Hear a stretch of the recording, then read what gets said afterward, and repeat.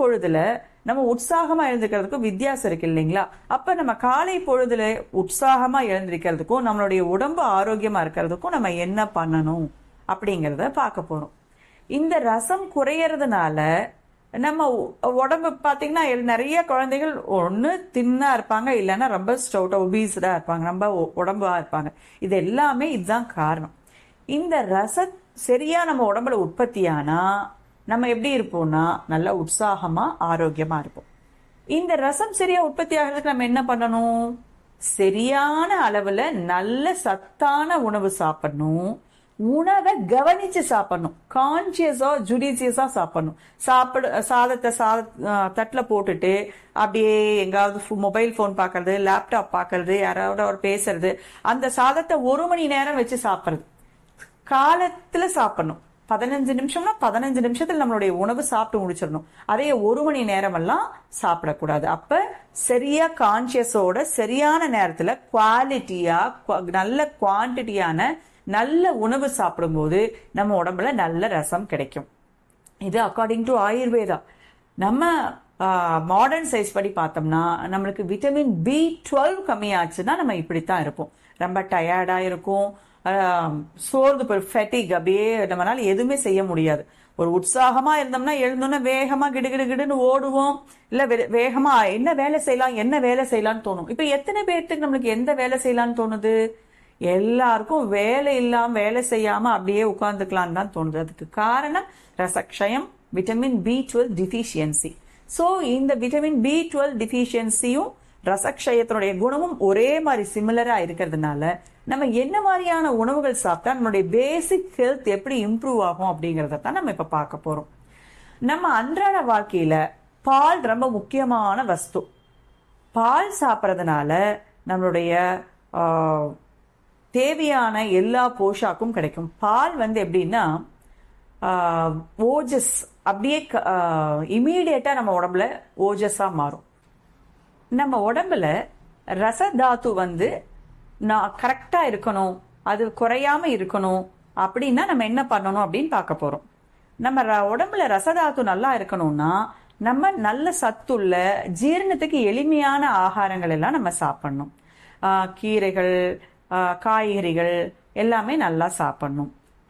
கைக்குத்தல் அரிசி, சிவப்பரிசி, இந்த மாதிரி அரிசி வகைகள் எல்லாம் சாப்பிடணும். பாசி பருப்பு ரொம்ப முக்கியமானது. பருப்பு வகைகள்ல அந்த மாதிரி பாசி பருப்பு சுண்டல், பாசி பருப்பு மசியல், அந்த மாதிரி எல்லாம் நம்ம சாப்பிடலாம். இதே போலதான் இவை எல்லாமே நம்மளுக்கு விட்டமின் B12க்கும் ரொம்ப ஹெல்ப்ஃபுல்லா இருக்கும்.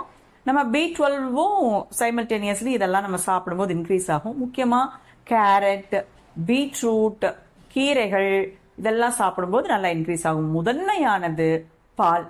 பால் எப்படின்னா நமக்கு இப்போ நம்ம ஒரு ஆகாரம் சாப்பிட்றோம், அந்த ஆகாரம் ஏற்கனவே நான் பல பதிவுகள்ல சொல்லியிருப்பேன். ஒரு ஆகாரம் சாப்பிட்டோம்னா அது ரசம், ரத்தம், மாம்சம், மேத, அஸ்தி, மஜ்ஜா, சுக்ரான்னு இந்த 7 பரிணாமங்களையும் முடிச்சு அடுத்தது அல்டிமேட் எசன்ஸ் தான் ஓஜஸ்ன்னு சொல்லுவோம்.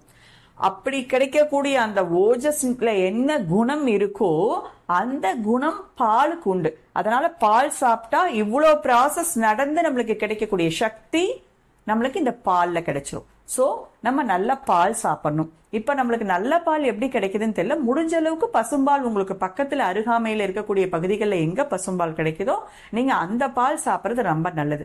அதே போல தயிர், நம்ம நிறைய வீடுகள்ல தயிர் சேர்த்து சாப்பிட்றது இல்ல. குழம்பு, ரசம், பொரியல் சாப்பிடுவோம், அப்புறம் என்ன பண்ணிடுவோம், தயிர் போகவே மாட்டோம். இல்லைன்னா வெரைட்டி ரைஸ், நிறைய வெரைட்டி ரைஸ். தயிர் இயற்கையாவே நம்ம வீட்டுல பண்றக்கூடிய தயிர், அது லைட்டா புளிப்படைஞ்சு அந்த புளிப்புல இருக்கக்கூடிய அந்த ப்ராசஸ் முடிஞ்சு நல்ல தயிர் இருக்கும் இல்லையா, அந்த தயிர் சாப்பிட்றதுனால நம்மளுக்கு நல்ல விட்டமின் B12 கிடைக்குது. அதே சமயத்துல அதுல இருக்கக்கூடிய மைக்ரோப்ஸ், பாக்டீரியா அதெல்லாம் நம்ம உடம்புக்கு ரொம்ப நன்மை அளிக்கக்கூடியது. நம்மளுடைய வயிறு பகுதி, குடல் பகுதியிலெல்லாம் அது நல்ல அந்த ஸ்கின்ன, அந்த பகுதியில் இருக்கக்கூடிய லேயரை நல்ல வகையில பாதுகாக்க உதவுகிறது. சோ நம்ம தயிர் சாப்பிடணும். இப்ப இந்த வெயில் காலத்துல, இந்த கிளைமேட், இந்த மார்ச், ஏப்ரல், மே, ஜூன், ஜூலை வரைக்குமே நமக்கு நல்ல வெயில் இருக்க போகிறது. இந்த சமயத்துல நம்ம கம்பு சாதம், கம்பு இருக்கு இல்லையா, அந்த கம்பு சாதம் எடுத்து அதுல தயிர் போட்டு சாப்பிடும்போது நம்ம உடம்புக்கு தேவையான என்ரிச்டு கால்சியம், விட்டமின் B12 எல்லாமே நம்மளுக்கு ரொம்ப நல்லதாக கிடைக்கும். அயன் எல்லாமே நல்லா கிடைக்கும். ஸோ நம்ம ரொம்ப ஆரோக்கியமாக இருப்போம். அதே போல் வீட் கிராஸ் அது நம்மளுக்கு கிடைக்காது. ஆனால் அந்த வீட் கிராஸ் உடைய ஜூஸ் ரொம்ப நன்மையை கொடுக்கும். நம்ம எல்லாருக்கும் எளிமையாக கிடைக்கக்கூடிய ஒரு உணவு பதார்த்தம், ஒரு உணவு பொருள் அப்படின்னு சொன்னோம்னா முருங்கை இலை. முருங்கை இலையில ரொம்ப அதிகமான சத்துக்கள் இருக்கு. அந்த முருங்கை இலைய பருப்புல சேர்த்தோ இல்லைன்னா அதை தேங்காயோட சேர்த்தோ நம்ம சாப்பிடலாம். அப்படி சாப்பிடும்போது நம்மளுடைய உடம்புல நல்ல சத்துக்கள் கிடைக்கப்பட்டு நம்ம ரொம்ப ஆரோக்கியமா உற்சாகமா நம்மளுடைய ஒவ்வொரு நாளையும் உற்சாகத்தோடு நம்ம பயணிப்போம். உற்சாகத்தோடு நம்ம பயணிக்கிறதுக்கு அது ரொம்ப உதவியா இருக்கும். So health is important.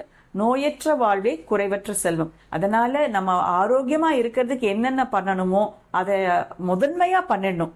எவ்வளவு நாள் ஆனாலும் ஒரு பிரச்சனை வருது, அந்த பிரச்சனையை நம்ம எவ்வளவு நாள் தள்ளி போட்டாலும் கடைசியா மருந்து சாப்பிட்டு தான் தீர்வாகும். அப்படிங்கிற பிரச்சனைக்கு முதல்லயே மருந்து சாப்பிட்டு நம்மளை ஆரோக்கியமா வச்சுக்கணும். அதனால பலவீனமா தெரிகிறோம். ஒவ்வொருத்தருக்கும் அவங்கவுங்களுடைய பலவீனம், அவங்கவுங்களுடைய சோர்வு, அவங்களுடைய பதட்டம் படபடப்பு தெரியும். அப்ப இந்த மாதிரி பதட்டம் படபடப்பெல்லாம் இருந்தா மருத்துவரை அணுகி நம்ம மருந்துகள் சாப்பிட்டு கூடவே ஆரோக்கியமான சத்துள்ள உணவுகளையும் சரியான நேரத்துக்கு சரியான டைமிங்ல 1 மணி நேரம் இல்லாம குறைஞ்ச 10 நிமிஷம்னா 10 நிமிஷம், அரை மணி நேரம், 1/4 மணி நேரம்னா 1/4 மணி நேரத்துல அந்த உணவை சாப்பிட்டு செரிமானத்துக்கு சரியான நேரத்தை ஒதுக்கி எளிமையா ஜீரணமாகிறதுக்கு உண்டான உணவுகளையும் எடுத்து ஆரோக்கியமா வாழணும்னு கேட்டுக்கிறேன்.